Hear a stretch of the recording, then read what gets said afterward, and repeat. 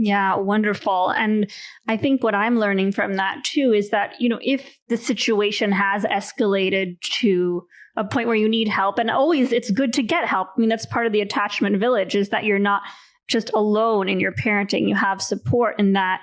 But actually for the parent to get help rather than simply sending their child away to get tested or to work with a psychiatrist, and starting there and recognizing that your child's best teacher is you. That's your birthright. That's why, again, the Neufeld Institute works through the model of parent consulting. And so we everything is putting parents back into the driver's seat.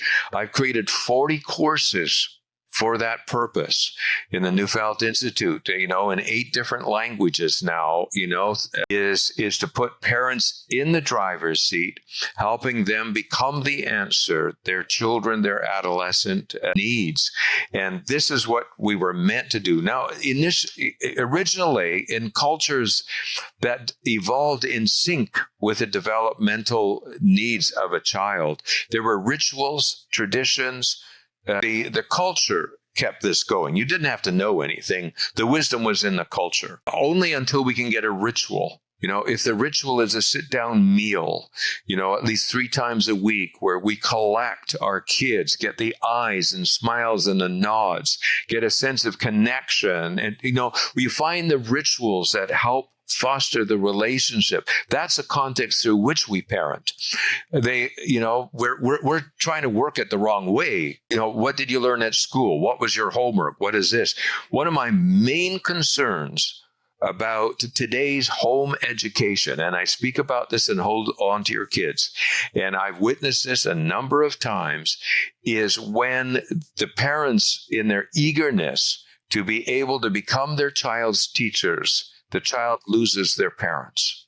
Interesting. And that is the main concern. Our youngest child, when we were homeschooling him for a number of different reasons, but he was so clear, Mom, I can't have you teach me. You're my only mother. And it was so clear. And so this was a case where we organized experiences.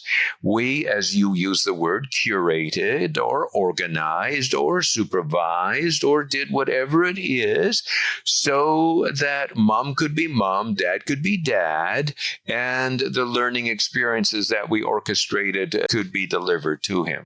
That's wonderful. I mean, I think now, especially homeschooling is so much about taking classes and tutors and other experiences. And there's also something really intimate about learning along with your child. And I often suggest to parents that rather than trying to teach them, they become co-learners. And in that way, the parent can model learning, model pushing past frustration, and it can actually be incredibly intimate experience. I just talked to a 14-year-old who was taking a physics class with her dad.